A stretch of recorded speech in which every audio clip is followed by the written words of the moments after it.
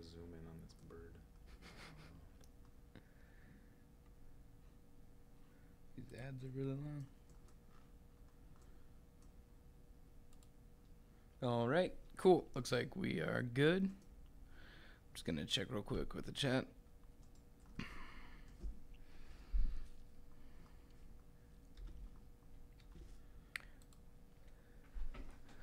Okay, let's close this.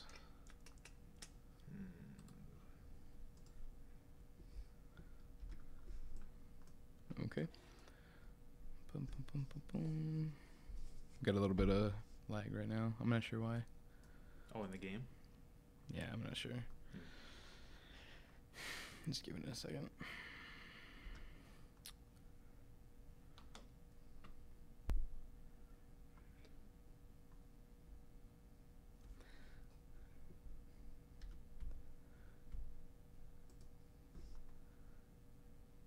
Very cool.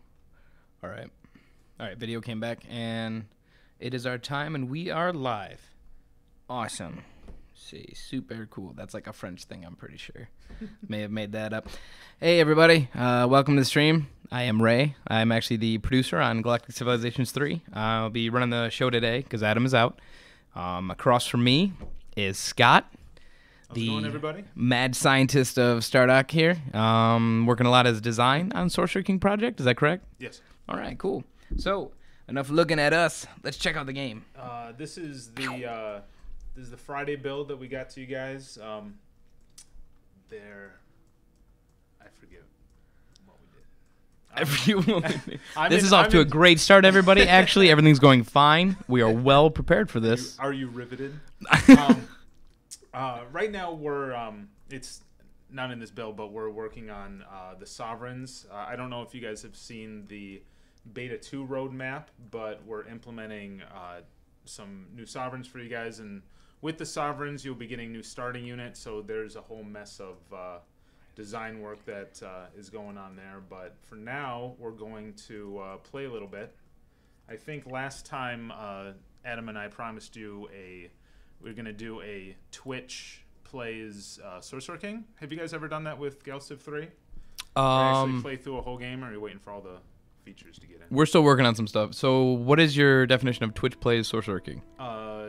Basically, we'd play through and show people the breadth of the game.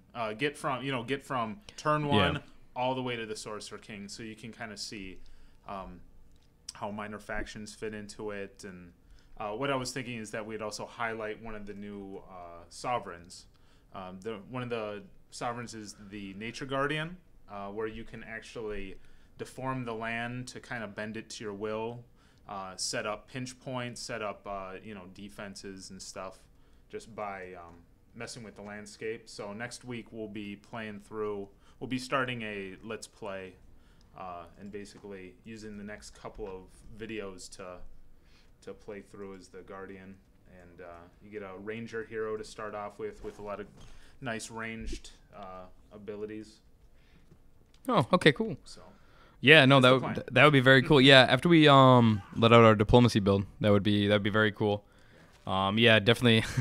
A Twitch plays thing can be very creative too, where actually while you're playing the game, the audience actually tells you what to do. That's what I was thinking. The audience tells you what to do. Yeah. I don't know how granular you can get with that, but it'd be fun to, okay, it's my Sovereign leveled up. What do we do, guys?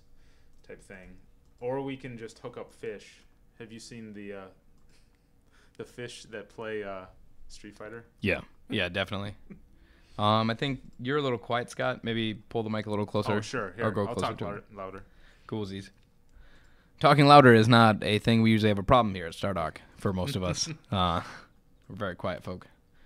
One of the things that the team wanted me to point out, because I guess there was some confusion, but when it comes to Outposts, you can, and I'm going to cheat a little bit, but you upgrade them with Pioneers, and I don't know if I don't think we did the best job of explaining that in the dialogues for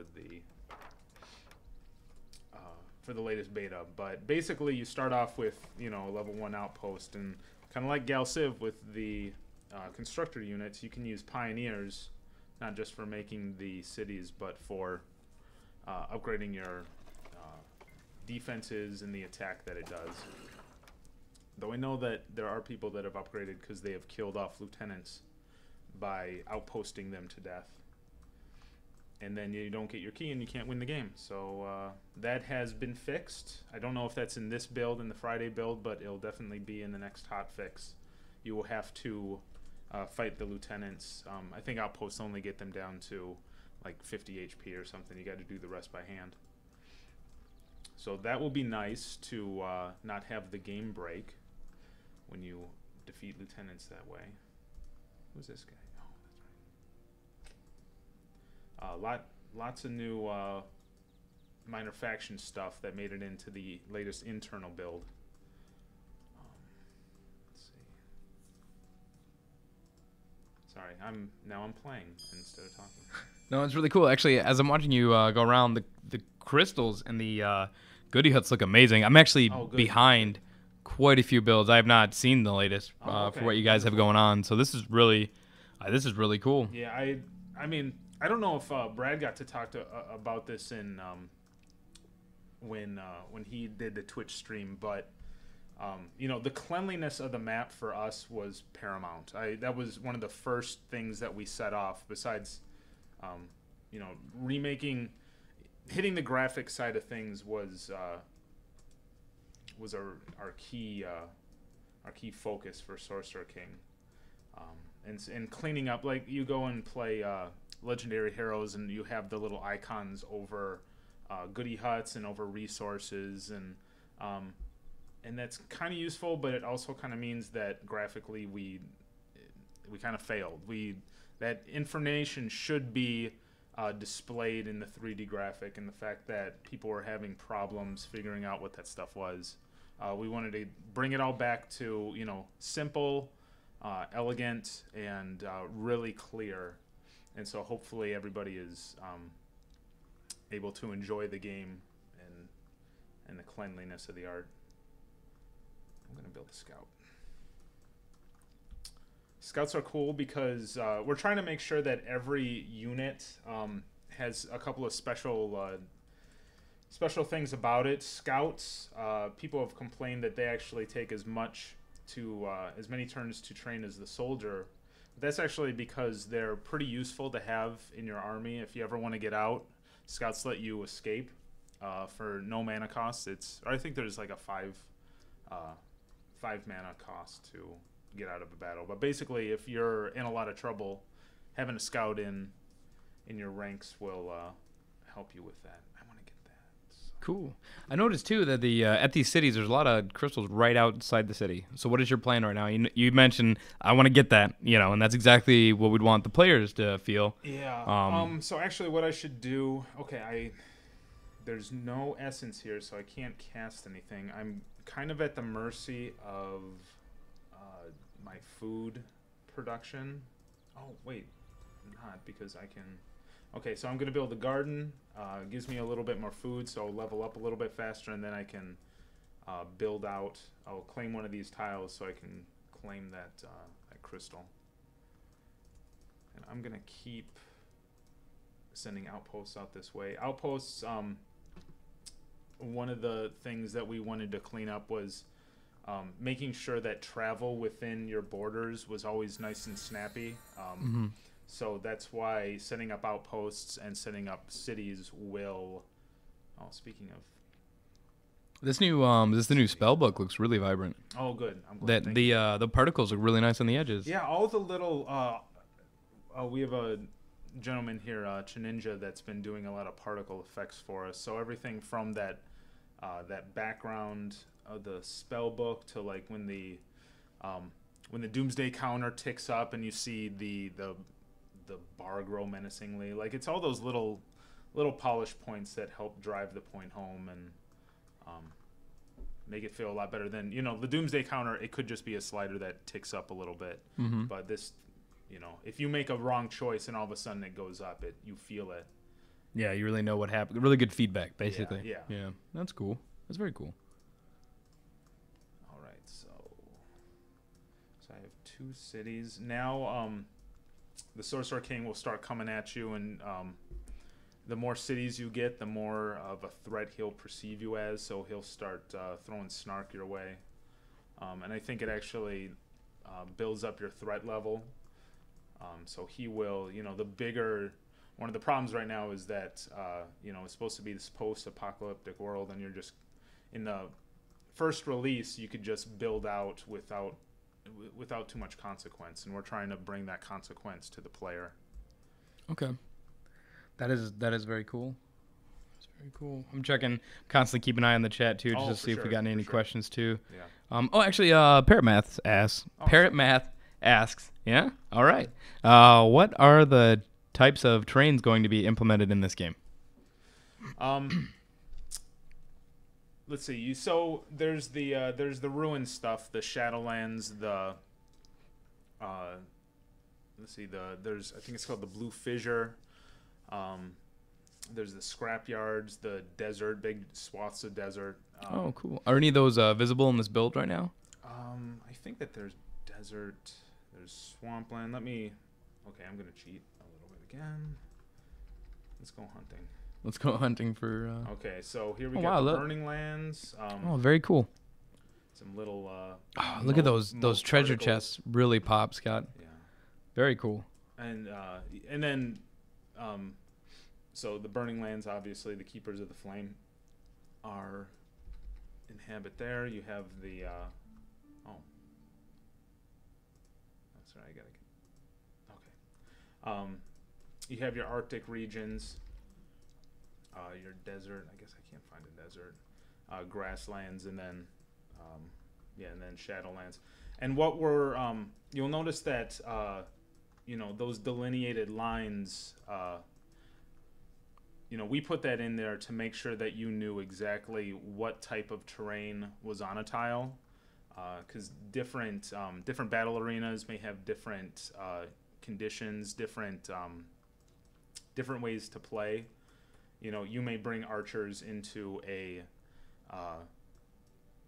desert and not want to because a sandstorm kicks up and suddenly they can't fire their arrows as accurately. Or, cool. It's the difference between winning and losing. Maybe fighting, maybe drawing your enemy out from Arctic into another region, because in Arctic you have a bunch of fire buffs and they can take you out really easily. So. Having lots of interesting terrain where, the battles are a little bit different and the rewards that you get in those areas are a little bit different will make each map a lot of fun to explore and conquer. Oh, there's a swamp.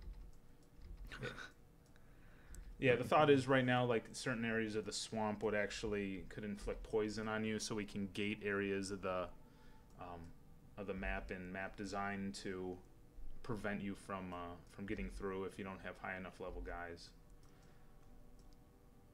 And obviously the swamp giants live there, so there's that. Cool. So then they're asking follow-up question is, so battles do have basically different random effects on them? That's what we're shooting for. Okay. Yeah. So cool. Lots that we can do there. Yeah, because they're mentioned too the nature druid that you talked about, where type changes the terrain. Yeah. Basically. So.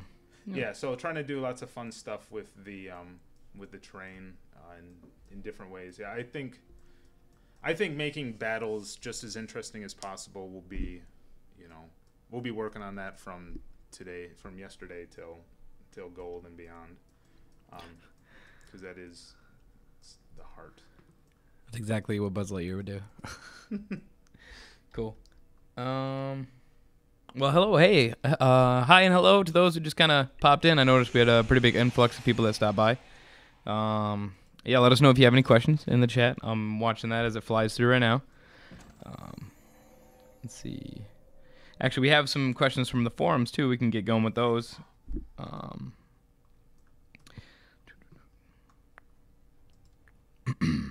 Okay, so will each sovereign, when they are implemented, start off as neutral? Or will the tyrant, for example, start off with the evil side of things, less compassion, maybe, more merciless? I don't know how much we're gonna mess around with if they're talking about like the incidental traits. I'm sure that we'll play with those a little bit, but I think we definitely want incidentals to reflect the game, or how the player plays the game. But every one of those sovereigns will definitely feel different. The tyrant will be, he's basically your Sorcerer King guy. Like if you want to play an evil guy, you end up getting access to a lot of Sorcerer King units that have defected. You get access to a lot of evil spells that feed off of the Doomsday. So the tyrant gives players that opportunity to quote unquote play the Sorcerer King. And then of course, you have your Nature Guardian, which based on the terrain will get different bonuses, lots of nature buffs, and affecting the landscape is going to be a big part of his that sovereign's path to victory. What was the question? I'm sorry. Now I'm just basically talking about the different kinds of. Well, no, you went really in depth with the tyrant, for example. How much? So I could certainly see like the Nature Guardian or the priest starting off as compassionate, and getting a couple of perks here and there, and there's even talks of putting those numbers into wonders. So if you build a slave pit, we can tweak those things based on. So every aspect of the game can have ramifications dealing when it comes to those incidentals. Even attacks. You do some sort of vicious, bloody, kill everybody attack, and suddenly your cruelty can shoot through the roof. So. Oh, cool. A lot of that comes. It does come down to balance. We say that Sorcerer King is fun because it's not balanced, but you can't have it too unbalanced. So, a lot of that, playing with that stuff will just making sure it's fun. That's always good. Actually, on the note of making sure it's fun, they had a follow-up question of any chance of seeing intelligent weapons in the game, like talking Vorpal Blade, for example. Talking. Yeah, and I believe when they use the word intelligent, they mean as if personified or has ability to communicate. Oh, that's awesome. I guess. Nobody has talked about that. Get that on the list, maybe. Yeah, like throw it down there. Yeah. I could definitely see a quest or something where this sword's talking to me. He's talking to you, and what gameplay ramifications would a talking sword have? Annoying. Yeah, that's what I keep thinking about Legend of Zelda with that fairy. It's like, hi, hey, listen. Yeah, like, I don't know. Oh, shut up, Vorpal Blade. You're getting sheathed. Might not be the best. Yeah. But it definitely cool. We could have fun with something like that in a quest. Well, I think we just made Thormodor's dreams come true right there. You heard it here live, folks. Anything's possible. Anything's possible on Sorcerer King. Let's see. I did say maybe, right? Did I commit to us having a talking Vorpal? No, that was never committed. Well, basically, I was reassuring the fact that the question was presented from the forums and it's been discussed, and that's something that could be brought back to the team. Yeah, that's very cool. Yeah, that's fun. Because it is fun, exactly. From Oliver FA _306. Any chance that we can see our sovereign again, like as a unit, like in LH? I don't think so. The amount of art assets that go into making a new unit in this game are just it's just a bit too much to have six new sovereign units for them just to show up in at the last battle. I don't even know where they would show up. Like, I think of it in terms of civilization. Like, when would I'm playing as Abraham Lincoln or as Washington? When would he show up on the map? And it kind of breaks down the moment you say, oh, he's this overseer, but then suddenly he's on the map. We worked through a lot of the problems that introduced in the other Elemental games, but we just kind of committed really early to saying, no, the Sovereign is, he is not on the map. You're very much a eye in the sky leader. Right. And I think we will be keeping it that way. But I know that Legendary Heroes is going to keep on doing its thing. They have updates planned and stuff. So okay, cool. If you want your Sovereign on the map, then You can check that out there. Yeah. In case you missed that. But yeah, SK, what you're saying is going in a little bit of a different direction where the hero is exactly what it sounds like. Yeah. He's your guy, or rocking it out, more or less, going to stay there. And then we'll be gone, because you want to keep that icon separated. That seems really cool. Let's see.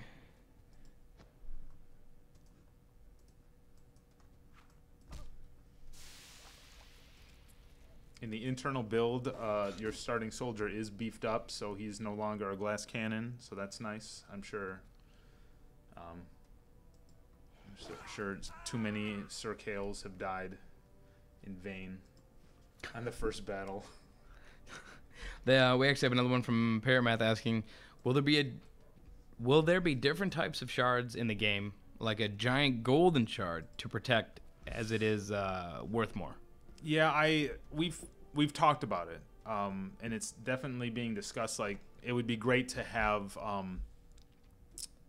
as we are making these different terrain types, we're trying to think, okay, how can this land feel different? It's not exciting to walk into, Burning Lands if it's just a visual change. So what can we do to really push the feel of that? Tweaks to the battle maps, that's one really big thing. But also changing the goodie huts and resources that you get in those areas is also on our radar. And so you can imagine like actually having a fire shard, basically a red shard that you get that boosts, that gives some sort of, if you control it, gives you new abilities or gives you some sort of empire-wide boost to your soldiers' fire attack. Or something like that. So I could definitely see there being a little bit of play there on the different shards, but that also, like everything, comes down to asset creation time versus, whether or not it's a big addition. But I certainly like that idea. Cool. Just checking for some audio issues here. So how's this fight going so far? I just lost Sir Kale, so not good. But it's better than last week. I think I died on the first battle, so. So what does Sir Kale had just died, but what is Sir Kale known for? For dying. Okay. He up to a great start then. Good job, Sir Kale. Sir Kale the Mighty Dyer. He's really good at it. He is so good. If we had numbers for how many times that guy's died. The problem there was that there's a little bit of Sausage Factory stuff, but basically units, there are a lot of units in the game that get trained and come out as 3 or 5 or basically come out in a group. And so that unit type was designed a little bit weaker because he was supposed to come out in a group of 3. So the numbers that Sir Kale had, they were designed to be multiplied by 3 to make them, make the soldier that gets trained a worthwhile unit. And so when there's only one of them, he was just super cannon foddery and super die. Super die. That's also a new term. Welcome to the stream. Thank you for stopping by. You get to hear this stuff live, ladies and gentlemen. This is unedited. This is the new stuff. Yeah, I'll take that.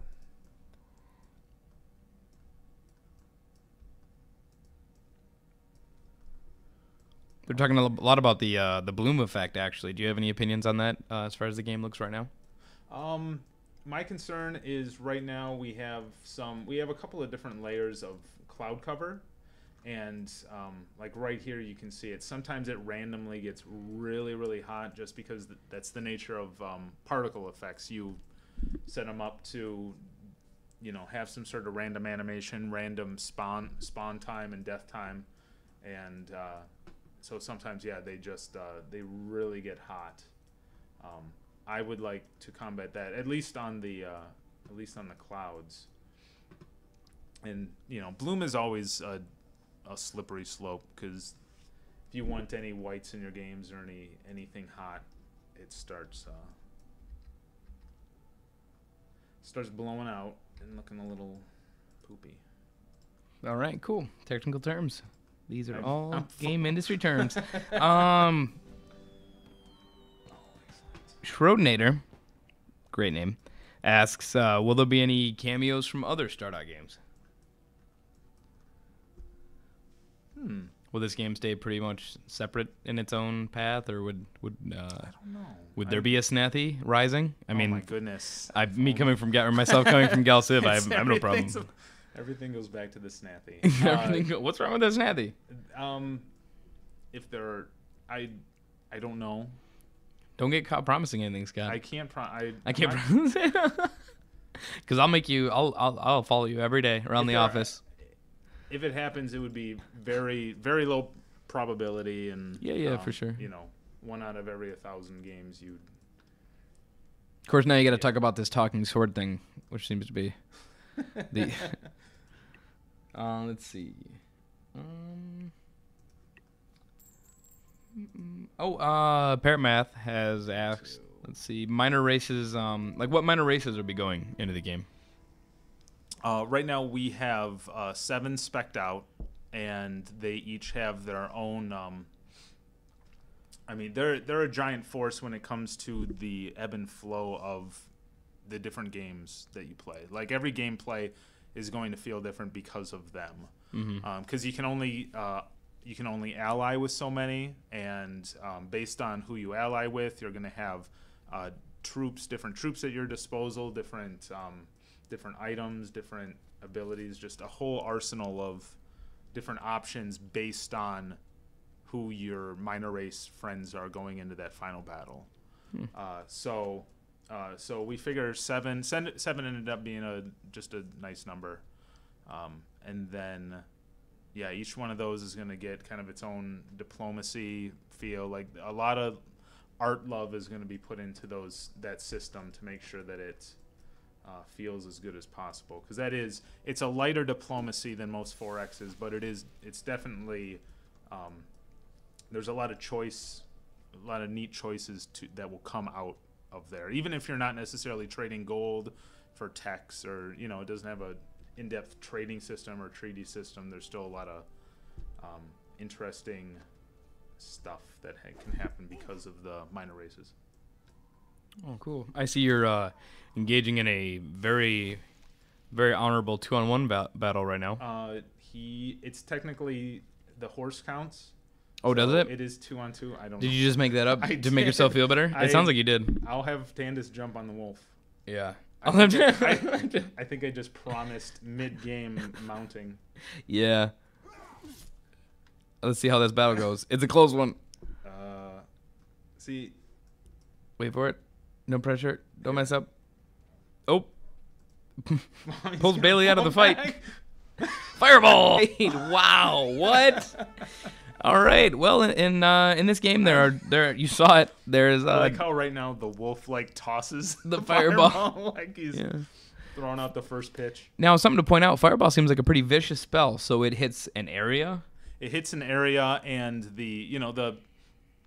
it's a pretty powerful spell. So the trade-off there is that, as you could see, Tandis actually took damage. So, right. Did you have to hit Tandis, or was it because you didn't aim it properly? I don't think I aimed it properly. Properly, yeah. Okay. Because I was a wolf. When you use that spell, you don't have to. You don't actually have to hit your friends with it. Scott likes to hit his friends. That's okay. Wow. Through the gauntlet. Yeah. There's some development questions too, which I'm not sure if you guys have covered before any other of the cast, but let's see. Are there any special editions or DLCs planned for this game?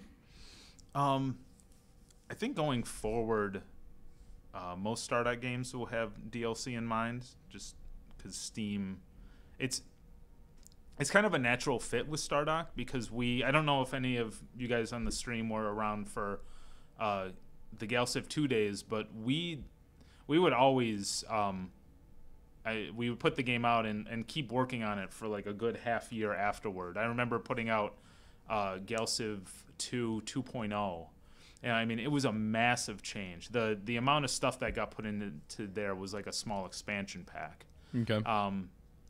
And so just financially, not only getting more sales because of it, but being able to put out DLC with enough of a price point on there where it can keep production going on a game that's already solid. In 4X games, they're made to be replayed over and over. So there's always new ideas as to how you can spice up gameplay with new DLCs. So. Yeah, and you just want to continue to provide like quality content. Yeah, obviously. Absolutely. So. I mean, and that's where the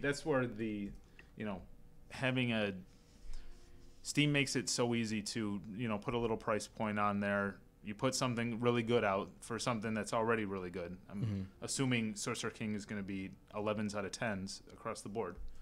But yeah, by having that little DLC income, you can make sure that you keep the game going as long as possible, which is nice. Cool. How Faradune asks, how long does a typical game take? It really depends on the map size. Tiny maps actually can be pretty long. I remember playing a 7-hour tiny map game. A 7-hour 7-hour tiny map game. Tiny map game. Yeah, like that 7 seems hours. really long. Gal That Civ. seems- What's a tiny Gal Civ? Well, it depends on if now Galactic Civilizations 3 is can be played single player on a tiny map, and the AI is getting pretty aggressive right now. I don't want to go too much into that at this moment, but basically the AI is pretty aggressive. So 7 hours, though, I guess that's where my reference point is and why I'm reacting is that, Wasn't it like a 2-hour? I mean, Tiny it's is quicker. made to be... Yeah, especially with the AI is more aggressive, and then if it's multiplayer, and if you're playing against somebody who likes to destroy you, it just goes straight to war. Yeah, and you just go straight to war. So, yeah. Wow, that's pretty cool. So, yeah, it's... And that's what's really interesting about Sorcerer King that I found is that it's just a really dense game. You can spend 4 hours carving out your little section of the world, and you look up at the mini map, and you haven't hardly put a dent in it. Wow. So expect longer games, and we may actually go back and see how big we want the Tiny to be and bring it down a little bit if we find that people want their 1 to 2 hour gameplay sessions. Right. Well, yeah, not to hurt the experience at all. Just make it even flow compared to the other ones. Basically, you want your medium, etc. Yeah. Cool. Is Sorcerer King thinking about multiplayer at all this time? I don't think so. The multiplayer. I mean, you can. Not to keep going back to Gale Civ 3, but you can attest to multiplayer is a beast. And one of the things that we kind of by going the asymmetrical route, we did that to free our hands, and a lot of cool design opportunities. But the flip side of those opportunities is that to make it multiplayer just would have been a huge undertaking. Mm-hmm. We're talking, you would need completely different UI for what side you're playing on, and unfortunately the numbers don't justify it. So no multiplayer, I'm afraid. Okay, well, let's see. Next one in the chat actually asks, how is AI going in Sorcerer King? Are you guys looking at any big improvements to the AI or changes or anything like that compared to previous games? Yeah, Brad's our AI guy, and he's been working on Sorcerer King the last 2 months, and he's going to be on the project, until the end. So, this is definitely his baby, and he's working weekends, and I get in on Monday, and there's a giant change log of changes from Saturday and Sunday. So yeah, he's really enjoying.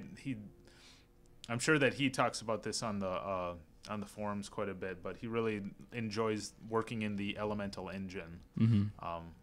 Because this is a 6-year-old engine at this point, and it's tailor made for what he wants to do with it, with the Sorcerer King, master, the director of the game. So okay.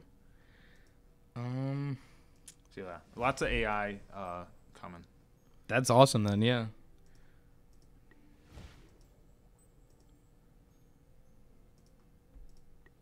Let's see. There's actually a good question. Can you mention the types of sovereign or like the sovereign types that? Yeah, let's go. So you start off. The one that's in the beta currently is the wizard. So he's gonna get. He won't be able to build up as big of an army, but he's gonna get lots of spell casts to throw at the enemy. Just lots of magic buff type things in his tech tree, or his skill tree. And then we have the priest, who's going to be enchantments and healing, and just making sure that your heroes and cities are attended to, and some stuff that deals with bringing the Doomsday counter down. The Tinkerer, which is going to focus primarily on crafting, so lots of really cool gameplay options that boost his crafting, his craftables, and how he gets ingredients and that kind of stuff. Tyrant, basically, he's kind of the playable Sorcerer King, where you get a whole bunch of evil options. And then let's see, I think there's a warrior or commander type guy that he he controls the battlefield. He's a little bit weaker on diplomacy and magic, but then he makes up for it with really large armies and really beefed up heroes. Sounds like the only people I'd play as. Make sure they're good. Yeah, he's make sure they're good. That sounds perfect for me. You mentioned exactly what I'd be looking forward to. Okay, cool. The I noticed at the top there's crafting. Is there much to discuss at this time about that? Let's see if I win this battle. So you went for the auto resolve and you smashed that person to pieces. And he bleeded. That's okay. He bled. Mm-hmm. All right, keep going with that. Skeletons should not. So right. Mark that down. That's maybe that's a priority 1 bug right there. We could tweak that. Say he's a ghoul. Ghouls bleed. All right. These are proper. Yeah. Proper things. Crafting. You get different recipes from very goodie cool. huts, or from fighting battles, from quests, and from improvements. Mm-hmm. And then, that's crafting has really worked out well. So one of the initial cuts that we made when we started working on SK is gold. Mm-hmm. We said, let's just get rid of that resource and turn it into something a little bit, just tighten up that whole system. What we ended up coming up with, instead of like a shop with gold, you have this whole crafting system where you're always filling up these buckets with different types of loot, and then based on the different types of loot, you have lots of different options as to how you use that loot. So lots of choice, choice consequence type stuff there, where maybe I want to build the mana potion, but that means that I won't be able to have the healing potion on hand. Oh, okay. Maybe I can make that sword, but that means that I go without the 2 rings that could boost me in some other way. Yeah. I'm going to go on some quests. That's a really good idea. Well, you will go on some quests. I'll check the chat. Oh, leveled up, Ray. I got it. I'm happy. I'm proud of you. You so, don't okay, care. so you don't level up. Level up means to the untrained eye. It seems like your Zoc got bigger. Zoc got yes. Okay. So your Zoc builds out in the direction that your whatever tile you select, and then the resources that are on that tile are added into your into what your city produces. So now I'm getting the food and production in that 1 essence that were on that tile. So now that I have essence, I can. Essence means that I can. Let's see. I only have enchanted hammers, but I'll do it. So this will boost my production a little bit. So now I'll build a watchtower. Watchtower also extends my ZOC, and when you basically by extending your ZOC, that also extends how far out your arrows hit. You have kind of that tower defense-y system where enemies in your territory will get hit, will actually take damage all the time, or at the end of every turn. So by expanding your ZOC and building up that attack rating of the cities and the outposts, you can ensure that when you go into these battles, or when the battle is brought to your city, they're relatively weak. Okay. That's very cool. And you have that cave right there? That cave is like mesmerizing. Yeah, look at that smoke coming out of there. Yeah. Should I send the old man in? I have an administrator. Go for it. So there's caves on the map, and you can send people in them, basically? Yeah, well, there are a bunch of different quest location types. So, you see an inn on the map, you know kind of what you're going to get out of it. You're going to get a low-level unit. You're going to get some small craftable items, all the way up to we have Unearthed Dungeon, and I think Cave is like a level 7, but Unearthed Dungeon is the highest level, where you're running into drakes and dragons and ogres, and so you got to fight your way through the gauntlet a little bit, but the reward at the end should be extra good. And we're always playing with, don't assume that the rewards that you're getting in these quests are final by any means. They're definitely a work in progress, and before the beta, we realized that there was no good way to. Let me take this roll. Okay, good. I didn't have a battle. There wasn't a great way to get specific types of loot. So when it comes to the crafting system, you want to always have. You never want the player to be waiting too long to get, the items that they need. So Warlock huts were converted to kind of be your one-stop shop for loot items. You can go there, and there should always be some sort of option that says, "Oh, I came here. I'm just here for the items that I came for," and then you get to pick from, armor crafting, ingredients, potion crafting, and so it gives you a little bit more control over the crafting side of the game, which, going back to the different sovereign types, the Tinker will have a lot of options when it comes to what loot he's bringing in and how he manages those item resources. Wow, yeah, that's really cool. I keep getting lost looking at the chat and then the art. I'm glad. I'm so happy that I just want to touch it. Like, I don't know, these are personal thoughts I have checking out this build. It's very cool. Hopefully it's like a little bit softer and a little bit more appealing than. Yeah, the another big strength is the text. I had heard you have Chris writing all the. Oh yeah, Chris Buckles is great. Yeah, we have him banging out quests, and right now he's taking a pass on the minor faction text, and just everything kind of goes through him to make sure that it has a lot of flavor and it doesn't come off as written by developers, because that's were all our games before, basically. Well, we did have a writer on Elemental, but before that, like Galciv 2 and stuff, it was all me and Brad. And I gotcha. Cool.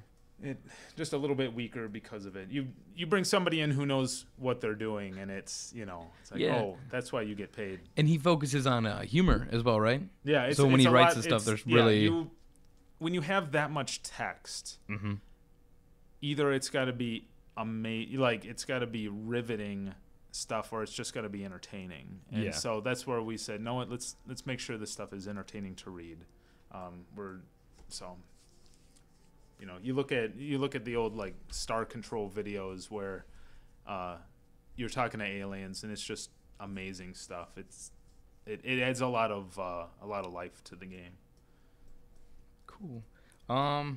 Actually, we're getting close on our time here. Just grab a few more questions from the chat as you keep rocking out the game. Have you guys? I know this was a big question for Galciv as well. Actually, a lot of people were curious too. Did you settle on is Sorcerer King going to be built for like a 32-bit or 64? Is there any requirement there, or sticking to 32? Yeah. Yeah, I think basically, since it's the Elemental engine, right. Okay. It's pretty close in requirements to that. Cool. And then hopefully less, actually, because we stripped down the whole unit customization system in LH was actually really, really expensive processor wise, because you could put shirts and chainmail and armor and just all kinds of different stuff on these units, and you have that customized unit and you have tons of them on the map. It was really clogging things, whereas here we said, okay, we have an archer unit, this is our archer unit, and also allowed us to give a lot more personality to these to the units that you're playing with. Cool. Actually, speaking of the units, I think the last question I'm going to grab out of the chat right now is one coming in asking, what is your favorite unit, Scott? My favorite unit, that happens to be Peregrine the Ranger. Oh. The hero that you get with the... Not the guy that dies every time? No. Okay. He's the worst. He's the worst. So Sir Kale, Peregrine the Ranger. But yeah, so I've been like I said before, this week is devoted, or the next 2 weeks are devoted to hooking up the tech trees for the sovereigns and the heroes that they get, and Peregrine, and then the Tyrant. I won't talk about him too much, but the hero that the Tyrant gets is also really, really cool. Having a evil, being able to take the game and give that kind of maniacal slant to the way that a hero plays and builds out has been a lot of fun. So cool. But yeah, getting that Ranger in has been really cool. Like, he's got a grapple shot, so kind of like what is it from Mortal Kombat? Yeah.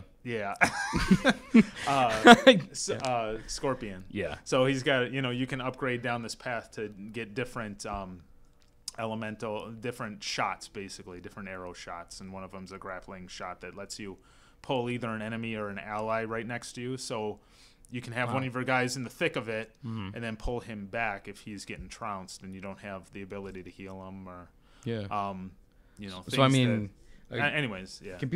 There's a lot of comparisons between Sorcerer King and Legendary Heroes, and it sounds like there's going to be a lot of new abilities. Yeah, stuff that has not even been thought of before for Legendary Heroes. Sorcerer King gave us a really good foundation, but we, at the end of any game, the system really well, and you go, oh man, it'd be so easy to do this, so cool to do this. Right. Here's a list of 30 awesome things that this game could do if we just devoted the time to it. And Sorcerer King is our way of taking that list and bringing it to fruition, saying, okay, we got the engine, we got the we got the artists and the programmers. Yeah. Let's take it to the next level. That's really cool. And my favorite unit would be the I think it's the Settlers with the wagon. Oh yeah, those are those are way too cool. Do you have one out on the map right now? I have a second, because I hope you do. Oh jeez, they have a new animation. Oh, do they? Well, we got to show this off. Where they headbutt. The viewers demand it. Okay, we'll get this Darkling. Oh, look at that! See, that's so cool. Oh no, putting him in a battle. No, she's fine. Okay, never mind. So that's the new death animation. If anybody was curious. Guy's like a pro. Yep. All right, cool. Anyways. Very cool. That's the way we're going to end this stream for today. Actually, for Sorcerer King, now tune in next Wednesday around 3 p.m., same time as it was today. And that will be when Sorcerer King is. If you're curious about checking out Galactic Civilizations 3, I will be there Friday at 3 o'clock. So that's this Friday at 3. You'll be able to check that out, which is very cool. But yeah, those are the upcoming streams for right now. Again, I am Ray, producer on Galciv 3, and this is Scott. Thanks for watching. Yeah. Bye, everybody. Bye. Clicking on the button.